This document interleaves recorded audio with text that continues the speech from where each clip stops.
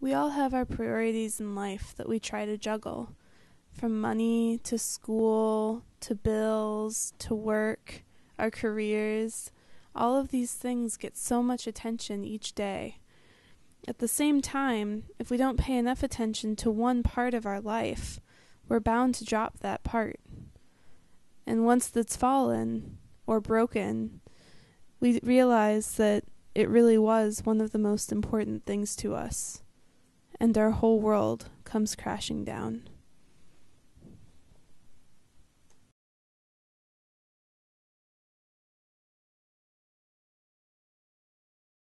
My dad is the best dad ever, probably in the world. My dad's modest, hardworking, hilarious, goofy, funny. They're all kind of the same thing, but you get the picture. I'm a daddy's girl, so if I ever needed a hug from anybody in the house, he's the one that I would go to, like, for hugs and any sort of like physical anything. I would have to initiate it, but he was the person that I can just go to, and he wouldn't push me off. Everyone else would push me off in my family, but not him. Right before our Disney trip, my dad had been diagnosed with liver cancer. And it was, we didn't really know how bad it was. Nobody would give us a time. Nobody would tell us what it was like or anything like that. So we just continued with life. My dad got out of the hospital. Okay, he has liver cancer. What are you going to do? And so we went and we came back, and I immediately started my grad program. And I got a call on a Monday. And the Monday call said, it was from my older brother. I'm the second oldest, so it was my older brother. And he said, come to Chicago, Dad's in the hospital, and we don't think he's going to get out of the hospital. And so I went back into class, I grabbed all my stuff and went immediately to Chicago, and he died that Wednesday. So it was within a month, he had been diagnosed and gone. And so I didn't really see him a lot, mostly because of school and the fact that I had to get good grades. I don't know who put that pressure on me or somebody else, I don't know. But I had to get good grades. I had to be at school. I had to be part of the social events that happened on weekends and stuff. And so for all those reasons, and trips to other campuses and stuff, I chose not to go home. But I wasn't sure if that was my decision or if that was, like, I didn't want to go home because of, I needed to be at those social events, or I needed to do that studying, that kind of thing. So those things prevented me from taking trips home when I really should have.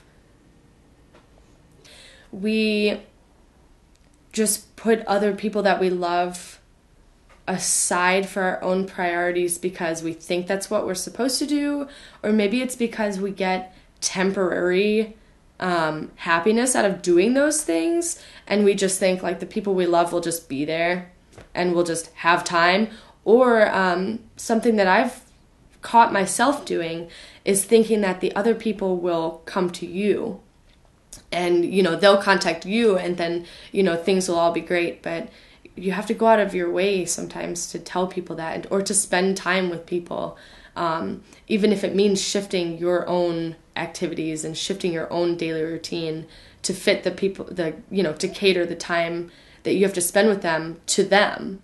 Because I don't know, I don't know why people don't try harder to take the time to spend with other people. I don't know. I do it myself, and tomorrow I'll probably do the same thing. And yesterday I did the same thing. And I think about it, and for a day it's great. And, I feel really close to people, and then, the next day no, I can't go to dinner or whatever. I have to do this assignment. I have to do this paper. I don't know.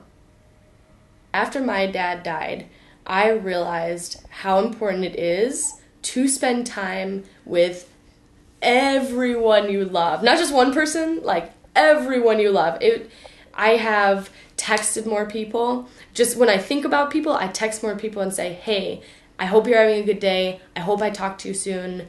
That kind of thing. Even just like small things.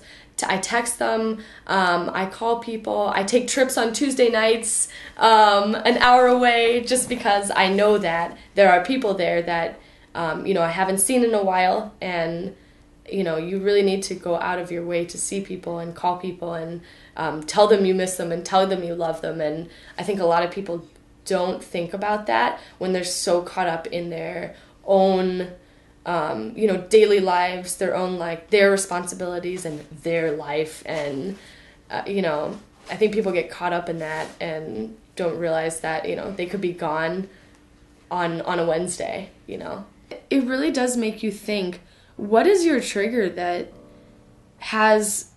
makes you stop in life? That everyone has those moments when you stop and you take a step back and you look at your life and you're like, what is making me happy right now? And I have found in the past, because I have lost my dad in the past, it'll be 3 months on the 31st, keeping count.